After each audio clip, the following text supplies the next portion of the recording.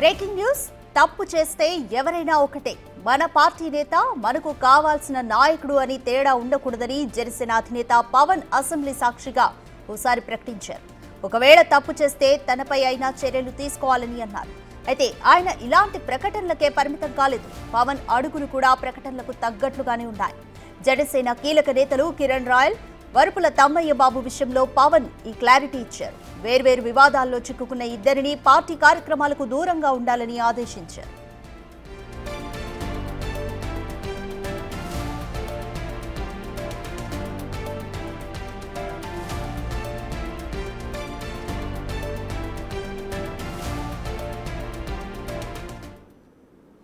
ఈ విషయానికి సంబంధించి మోర్ డీటెయిల్స్ మా ప్రతినిధి శివ అందిస్తారు.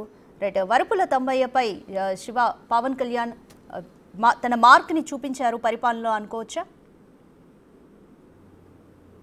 అదిగా మొత్తం మీద చూసుకుంటే జనసేన అధినేత పవన్ కళ్యాణ్ మాటలే కాదు ఆచరణ, ఏదైతే చెప్తాడో అది చేసి చూపిస్తాడు అనేది మరొకసారి రుజువైంది. గత ఎన్నికల సమయంలో ఆయన మాట్లాడిన మాటలకి వైఎస్ఆర్సీపీకి అదే స్థాయిలో కౌంటర్ అటాక్ ఇచ్చిన పరిస్థితి కనిపించింది. ఇక ఆయన అనేక సందర్భాల్లో అసెంబ్లీలో కానీ బయట కానీ ప్రచార సభల్లో కానీ తప్పు చేస్తే తన మన అనే తారతమ్యం భేదాభిప్రాయాలు లేకుండా చర్యలు తీసుకోవాలి, తాను తప్పు చేసినా చర్యలు తీసుకోండి అని చెప్పి ఆయన అసెంబ్లీ సాక్షిగా కూడా ప్రకటించారు. ఇక ప్రధానంగా రెండు అంశాలను ప్రస్తుతం చూసుకోవచ్చు. అధికారంలోకి వచ్చిన పార్టీ జనసేన మొదటిసారిగా, అంటే కూటమి ప్రభుత్వంలో దాదాపుగా పార్టీ పెట్టి దశాబ్దం గడుస్తున్నా కానీ మొదటిసారి అధికారంలోకి వచ్చిన పరిస్థితి కనిపించింది పోటీ చేసి. 21 ఎమ్మెల్యే స్థానాలు, 2 ఎంపీ స్థానాల్లో ఆ పార్టీ 100% స్ట్రైక్ రేటుతో విజయం సాధించింది. ముఖ్యంగా చూసుకుంటే రాయలసీమ ప్రాంతానికి సంబంధించిన కీలక నేత కిరణ్ రాయల్, అలాగే ఉభయ గోదావరి జిల్లాలకు సంబంధించి కూడా కాకినాడ జిల్లాకు సంబంధించి ఏదైతే పత్తిపాడుకు సంబంధించి వైపుల తన్మర బాబుకు సంబంధించి కూడా వీరిద్దరు చేసిన వ్యవహారాలకు సంబంధించి కూడా జనసేన అధినేత పవన్ కళ్యాణ్ తీవ్ర స్థాయిలో ఆగ్రహం వ్యక్తం చేశారు. ఏదైతే వీరు తప్పు చేశారో ఆ తప్పు పట్ల ఏమాత్రం కూడా ఉపేక్షించే ప్రసక్తే లేదని చెప్పి కరాఖండిగా చెప్పారు. ఏదైతే పత్తిపాడులో జరిగిన సంఘటనకు సంబంధించి పూర్తి స్థాయిలో తనకు నివేదిక ఇవ్వాలి, అవసరమైతే తప్పు చేసినట్టు రుజువైతే చర్యలు తీసుకోవాలని చెప్పి కూడా నిన్న సాయంకాలమే పవన్ కళ్యాణ్ ప్రకటన చేశారు. ఆ ప్రకటన చేసిన 2-3 గంటల వ్యవధిలోనే ఆయనపై సస్పెన్షన్ వేటు వేస్తూ మరొక కీలకమైన నిర్ణయం తీసుకున్నారు.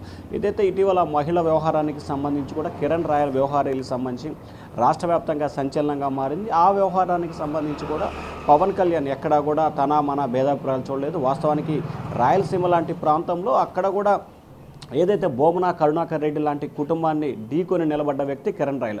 అయినప్పటికీ తప్పు చేశారనే అభియోగాలు వచ్చాయి కాబట్టి ఖచ్చితంగా పార్టీకి సంబంధించి క్రమశిక్షణ చర్యలు తీసుకోవాలని చెప్పి అధినేత భావించారు. దానికి అనుగుణంగానే ఆయనకు కూడా పార్టీ కార్యక్రమాలకి దూరంగా ఉండాలని చెప్పి కూడా ఆదేశాలు జారీ చేస్తారు. ఈయనపై సస్పెన్షన్ వేయటం, ఆయనపై పార్టీ అంటే ఎవరైతే తప్పులు చేశారో, తప్పు చేసినట్లు కనుక రుజువు అయితే సస్పెన్షన్ వేటు గురిస్తారు. తప్పులు ఆరోపణలు వస్తే మాత్రం ఆ ఆరోపణలు నిజాలు నిగ్గు తేలే వరకు పార్టీ కార్యక్రమాలకి దూరంగా ఉండాలనేది జనసేన సిద్ధాంతంగా కనిపిస్తోంది.